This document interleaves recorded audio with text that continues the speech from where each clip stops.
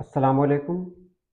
आज की वीडियो बहुत ख़ास है क्योंकि बड़ी मेहनत से मैंने ये वीडियो बनाई है और इसको जानने के लिए मुझे कहीं अलग-अलग जगह से जानकारी लेनी पड़ी है। उर्दू के अलावा संस्कृत और हिंदी की तरफ भी जाना पड़ा है। आज की वीडियो में हम लोग जान रहे हैं दिवालिया, दिवाली और छठ पूजिया। ये नाम कहाँ से आया? क्या वजह है? यानी वजह तस्मीया क्या है? वाक़ई आपको अच्छा लगेगा और आप जिस मोहब्बत से नवाज़ रहे हैं इसके लिए बहुत-बहुत शुक्रिया। उम्मीद है कि ये वीडियो भी आपको पसंद आएगी। तो चलिए हम वीडियो शुरू करते हैं। सबसे पहले बात करते हैं दिवालिया की। दिवालिया ये लफ्ज़ कहाँ से आया? ये कह रहे हैं ना कि फ़लाँ इंसान दिवालिया हो गया या फ़लाँ मुल्क दिवालिया हो चुका है, श्रीलंका दिवालिया हो चुका है। वो दिवालिया बनने ही वाला है। तो दिवालिया ये लफ्ज़ आया कहाँ से? तो इसके बारे में जानते हैं। दिवालिया कहते हैं कंगाल को, यानी जिसके पास कुछ नहीं बचे उसको दिवालिया कहते हैं। ये लफ्ज़ कहाँ से आया?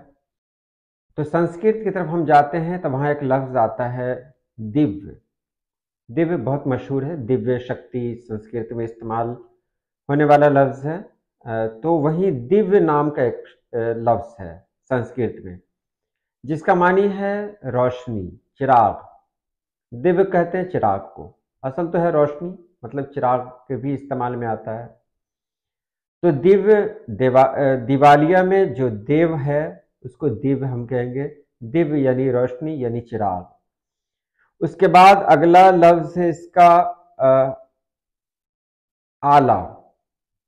आला कहते हैं ताक को, ताक जो घर के अंदर ताक है उसको आला कहा जाता है। तो दिवालिया को एक साथ जोड़ा हमने, तो उसका मानी हुआ ताक और चिराग।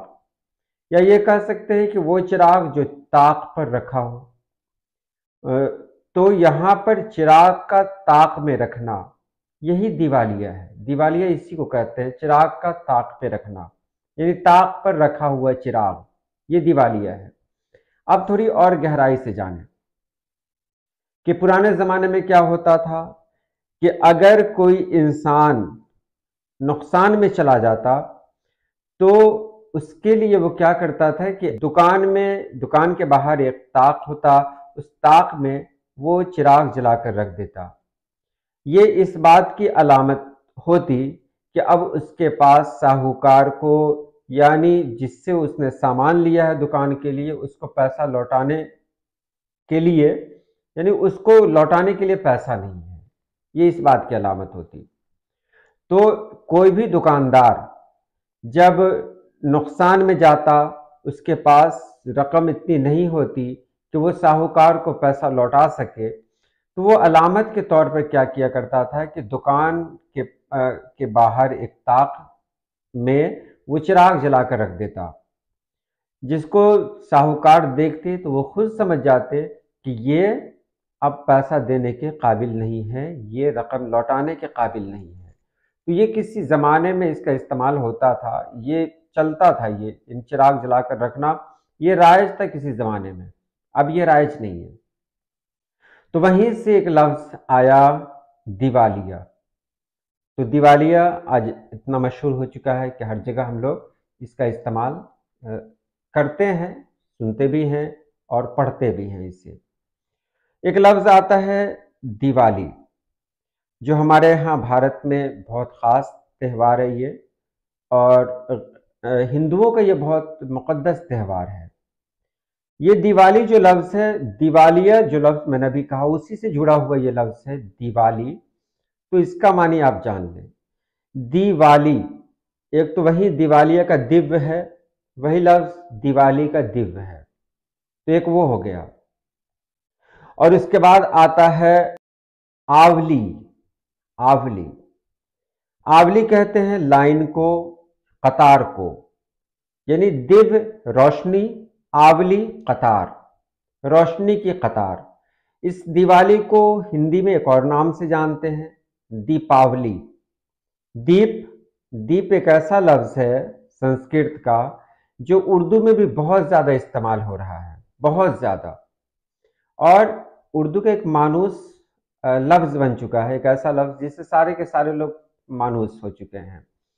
तो दीप यानी वो चिराग, और वही आली है, बता दिए ये आवली है। आवली का मतलब है कतार यानी लाइन, पंक्ति। तो वहां भी यह है कि दिवाली में क्या होता है कि लोग एक कतार में बहुत सारे दीप को रख देते हैं। दीप को, जलते हुए दीप को रख दिया जाता है घरों को सजाने के लिए, यानी कतार में दीप ही दीप होते हैं। उस दिन क्या किया जाता है कि अपने घर को सजाया जाता है, रोशनी हर तरफ होनी चाहिए, उसके लिए बहुत ज़्यादा दीप जलाए जाते हैं। तो बहुत ज़्यादा दीप को इस तरह नहीं जलाया जाता है कि कहीं कहीं रख दिया, नहीं, उसको एक कतार में जलाया जाता है, इसीलिए उसको कहते हैं दीपावली या दिवाली। अब आते हैं टटपुंजिया। ये टटपुंजिया क्या है? तो जिस शख्स का दिवाला निकल जाता है वो टटपुंजिया कहलाता है। जिस शख्स का दिवाला निकल गया यानी उसके पास उतनी रकम नहीं रही कि वो साहूकार को लौटा सके, तो उसी शख्स को कहते हैं टटपुंजिया। अब टट जो है टाट का फफ है, टाट से टट बन गया, और पूंजिया पूंजी से बना, यानी ऐसा इंसान जिसकी पूंजी अब सिर्फ और सिर्फ टाट हो, उसके पास इतनी रकम नहीं रही या उसके पास इतने पैसे नहीं रहे कि वो साहूकार का पैसा लौटा सके। मतलब ये कि वो अंदर से पूरी तरह से कंगाल हो चुका है।